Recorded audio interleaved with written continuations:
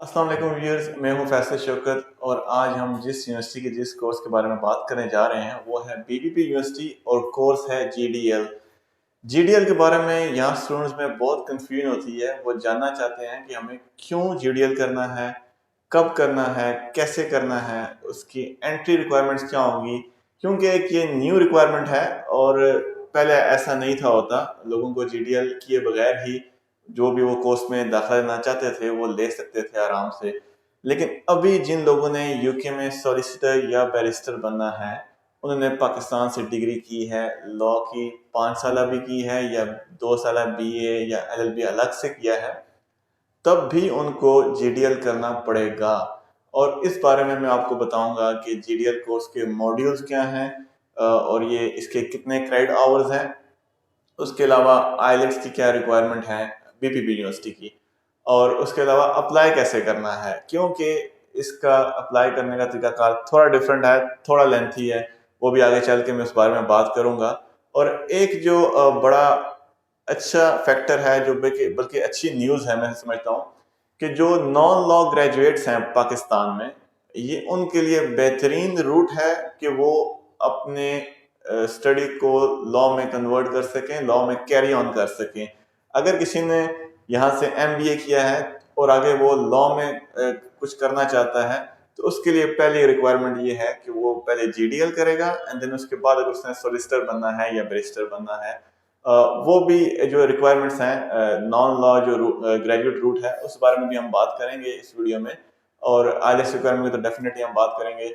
और उसके अलावा हम बात करेंगे इसकी असेसमेंट के बारे में, क्योंकि असेसमेंट थोड़ी सी लोगों को ये मुश्किल लगती है क्योंकि ये न्यू कोर्स है इसलिए।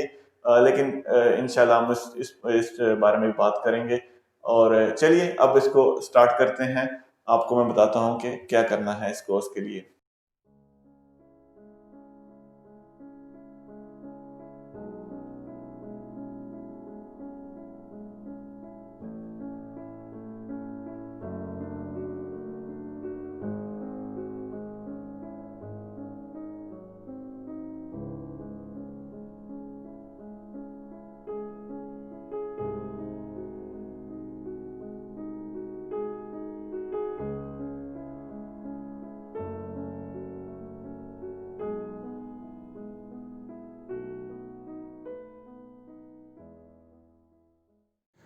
तो व्यूज़ बात करते हैं इस कोर्स की, पीजीडीएल की। पहले इसको जीडीएल कहा जाता था, लेकिन शायद इन्होंने इसको post graduate diploma in law इसलिए कहा है ताकि इजीली लोगों को समझ आ सके कि ये लेवल 7 का डिप्लोमा है, पोस्ट ग्रेजुएट लेवल का।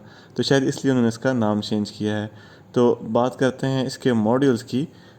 आप शुरू करें कंपनी लॉ से, कॉन्ट्रैक्ट लॉ से, क्रिमिनल लॉ से, लैंड लॉ से, public law 1 2, tort law, trust law.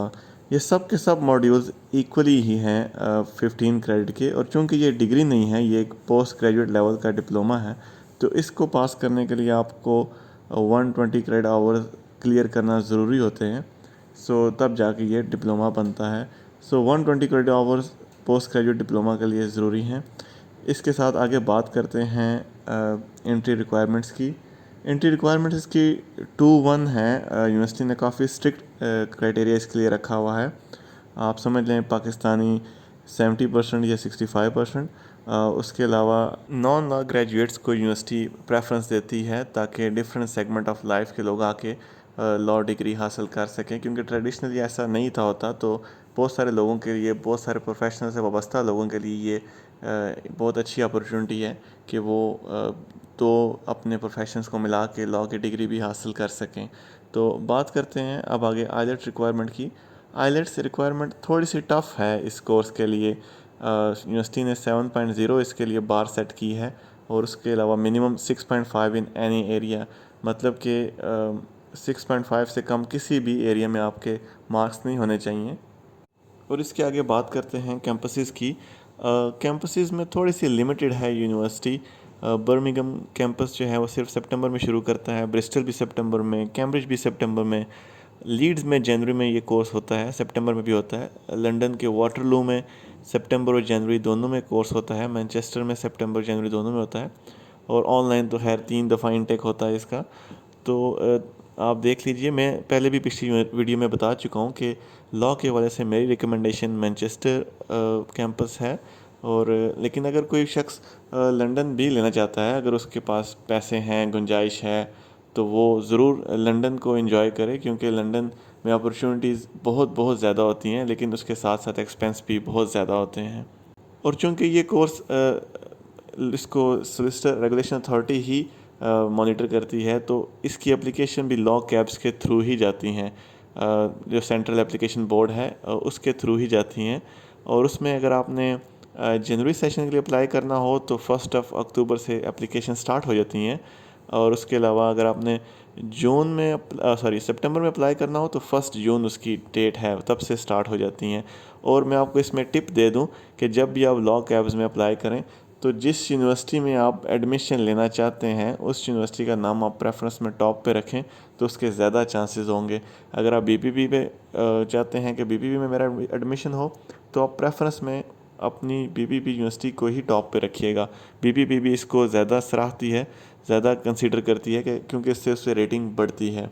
अच्छा, मुझे ये एक चार्ट मिला सोलिसिटर रेगुलेशन अथॉरिटी की वेबसाइट पर, तो मैं आपको ये समझाना चाहता हूँ कि कैसे आप सॉलिसिटर बन सकते हैं इस चार्ट को फॉलो करते हुए। पहले तो आपकी क्वालिफाइंग लॉ डिग्री हो या आपकी क्वालिफाइंग लॉ डिग्री ना भी हो, तब भी आपकी एटलीस्ट 16 ईयर्स एजुकेशन होनी चाहिए। तो उसके बाद आप ग्रेजुएट डिप्लोमा इन लॉ में आएंगे। ग्रेजुएट डिप्लोमा इन लॉ करने के बाद आपको एलपीसी करना पड़ेगा, लीगल प्रैक्टिस कोर्स करना पड़ेगा। उसके बाद एक मामूली सा एक कोर्स होता है प्रोफेशनल स्किल्स कोर्स, वो आपको करना पड़ेगा। उसके बाद आपको ट्रेनिंग कॉन्ट्रैक्ट लेना पड़ेगा 2 साल का, वो आपको अचीव करना पड़ता है। बेशुमार फर्म्स जो हैं वो ट्रेनिंग कॉन्ट्रैक्ट ऑफ़र करती हैं।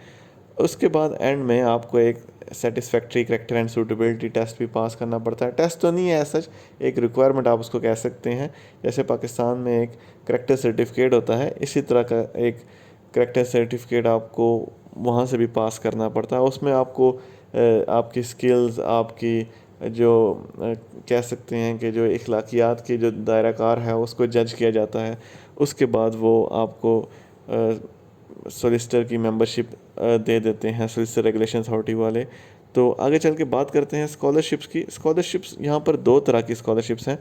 एक तो आपके अगर हाई अचीवर हैं तो आपको 2000 पाउंड की स्कॉलरशिप मिलती है इस यूनिवर्सिटी में। और इसके बाद एक फुल फीस स्कॉलरशिप है, लेकिन वो आपको मिलती तब है जब आपने आउटस्टैंडिंग अचीवमेंट हासिल की हो, आपने डिस्टिंक्शन ली हो, या क्लास में आपने टॉप किया है या कोर्स में आपने टॉप किया है, तो फिर वो आपको असेस करके आपकी फ़ुल फ़ी रीइम्बर्स करते हैं, आपको वापस करते हैं। वो ये एक उनका बेसिक क्राइटेरिया है जिसके थ्रू वो फैसला करते हैं कि उन्होंने किसको डिग्री देनी और स्कॉलरशिप देनी है।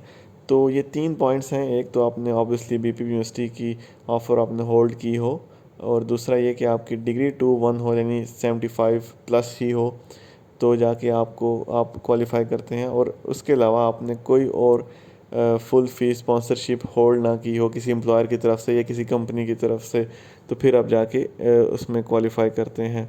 अच्छा, बात करते हैं कुछ की नोट्स की जो इस कोर्स के हवाले से की नोट्स हैं। एक तो सर्टिफिकेशन जो आपको अवार्ड की जाती है एंड पे, वो आपको मिलती है post graduate diploma in law. उसके अलावा अवार्डिंग बॉडी जो इसकी यूनिवर्सिटी ही है, यूनिवर्सिटी ही आपको ये सर्टिफिकेशन देगी। उसके अलावा कोर्स ड्यूरेशन इसकी 9 मंथ होती है। और इसमें पासिंग मार्क्स पहले 40 थे, लेकिन अभी इन्होंने इसको स्ट्रिक्ट कर दिया है थोड़ा, तो अब इसके पासिंग मार्क्स उन्होंने 50% रख दिए हैं।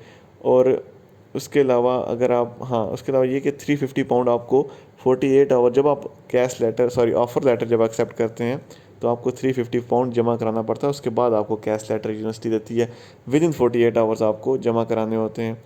उसके अलावा जो रीसिट अटैम्प्ट्स हैं, वो रीसिट्स तो नहीं, लाइक टोटल एग्ज़ाम्स जो अटैम्प्ट हैं, एक फाइनल एग्जामिनेशन और 2 रीसिट्स यानी 2 सप्लीमेंट्री एग्ज़ाम्स, टोटल आपको 3 अलाउ करती है ये यूनिवर्सिटी इस कोर्स के लिए। तो इसको भी आप ज़हन में रखिएगा।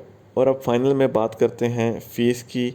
फ़ीस आप देख लें कि काफ़ी ज़्यादा है इसकी। 9380 हैं बर्मिंघम के, और इतने ही ब्रिस्टल के हैं, इतने ही कैम्ब्रिज के हैं। लीड्स से सिर्फ 100 पाउंड का फ़र्क है।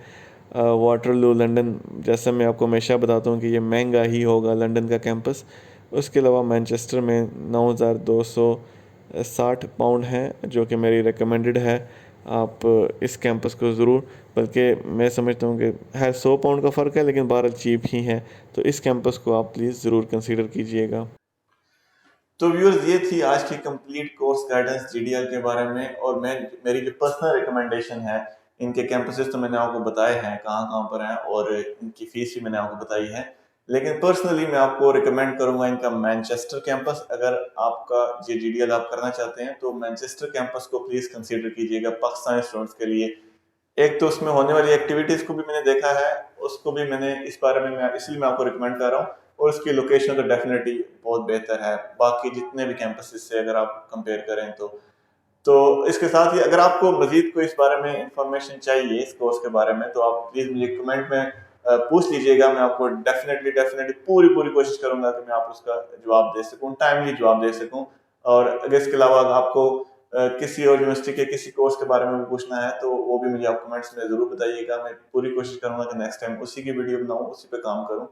तो इसके साथ ही मुझे दीजिए इजाज़त। अल्लाह हाफिज़।